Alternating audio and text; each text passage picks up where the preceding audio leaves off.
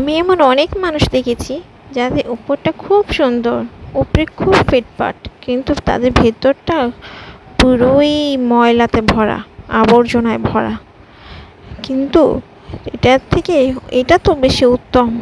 একটা মানুষ উপর দিয়ে কালো হলেও তার মনটা যদি হয় পরিষ্কার, মনটা যদি হয় সুন্দর, সেটাই কিন্তু আসল প্রকৃত সৌন্দর্য। আসসালামু আলাইকুম। আজ চলে আসলাম নতুন আরেকটি ব্লগ নিয়ে। তো এখানে আমি সকালে সকলের জন্য বানিয়ে নিচ্ছিলাম ফিরনি, সেটাই ডেকোরেশন করে দিলাম। জাস্ট সৌন্দর্যের জন্য উপরে একটু খেজুরিয়া কি বলে কিশমিশ দিয়ে নিয়েছি। এই ফিরনিটা কিন্তু আমি জাস্ট তৈরি করেছিলাম ঘরে থাকা কিছু উপকরণ দিয়ে, যেমন দুধ, তারপর পোলার চাল, আর হচ্ছে গিয়ে ঘি দিয়েছিলাম। হ্যাঁ, মাস্ট বি, যদি আপনি যে কোনো খাবারে ঘি দেন, মিষ্টি জাতীয় যে কোনো খাবারে, সেটা কিন্তু এমনিতেই অনেক টেস্ট হয়। আমার এই ফিরনিটা মাসাল্লাহ সকলে কম বেশি পছন্দ করেছিল। তো এরপর আমি চলে গেলাম মিষ্টি আলু সেদ্ধ করতে। এটা যদি সকাল সকাল সকালে খেয়ে ফেলবে। এরপর আমি একটু টেলে নিব এগুলো। এরপর আমি চলে যাব আমার দুপুরের জন্য সবজি রান্না করতে। আজ ঢেঁড়স রান্না করব।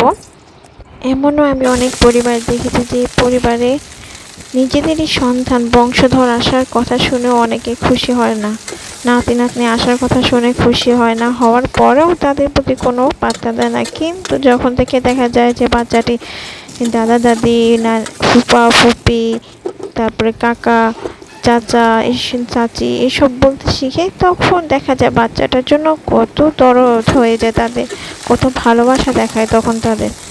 আসলে কি এটা তাদের প্রকৃত ভালোবাসা? আমার তো মনে হয় না, কারণ প্রকৃত ভালোবাসা হলে কখনোই তারা এভাবে ভুলে থাকতো না।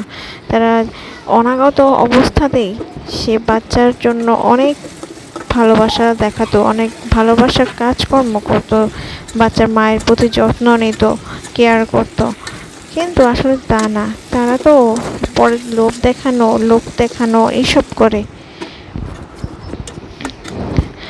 আর বাচ্চার মায়ের সাথে যতই, আমার কথা হচ্ছে বাচ্চার মায়ের সাথে যতই আপনাদের খারাপ থাকুক না কেন, আপনারা কেন বাচ্চাটার সাথে এমন ব্যবহার করেন?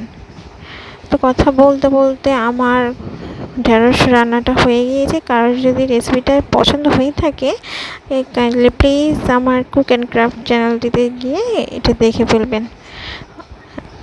তারপরে আমি এটাকে ভর্তা বানাচ্ছিলাম দুপুরের জন্য। কিছু কি বলে, এই জন্য আমি পেঁয়াজ ভেজে নিচ্ছিলাম বেশ অনেকখানি করে, কারণ আমি এখানে কয়েক ধরনের ভর্তা করব। এই জন্য বেশিরভাগ ভর্তাই এমন আছে যেখানে যদি আপনি পেঁয়াজটাকে এভাবে ভেজে দেন, তাহলে সেই ভর্তাটার টেস্টটা কিন্তু 1000 গুণ বেড়ে যায়। তো আপনাদের হাতে যদি সময় থাকে অবশ্যই এইভাবে পেঁয়াজটাকে ভেজে নিতে পারেন।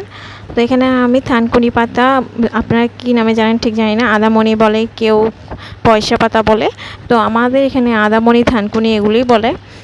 তো এইটা ভর্তা করে নিয়েছিলাম। তারপর একটু ঢেঁড়স ভর্তা করলাম। আর এই ঢেঁড়স ভর্তাটা কিন্তু এই গরমের সময় খুব উপকার করে। এটা কিন্তু বিশেষ করে যাদের গ্যাস্ট্রিকের সমস্যা, তারপরে আর পাকস্থলীর নানান ধরনের সমস্যা, এইতে কিন্তু এই ঢেঁড়স ভর্তাটা অনেক কাজের দেয়।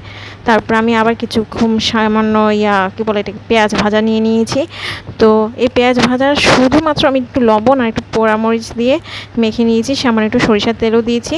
এতে এত টেস্ট হয়েছে মাশাল্লাহ, আমি এক প্লেট ভাত মনে হয় এটা দিয়ে খেয়ে ফেলছি, যদিও আমি ভাত কমই খাই। তারপর এটা দিয়ে খেয়ে নিয়েছি। তারপর আমি একটু বিকালে বাবুকে নিয়ে বের হয়েছিলাম। তো বের হয়ে এসে আগে থেকে বানিয়ে রাখা আমের জুস খাচ্ছিলাম ঠান্ডা ঠান্ডা, আর খাচ্ছিলাম ভেলপুরি। তো আজ এ পর্যন্তই, আল্লাহ হাফেজ।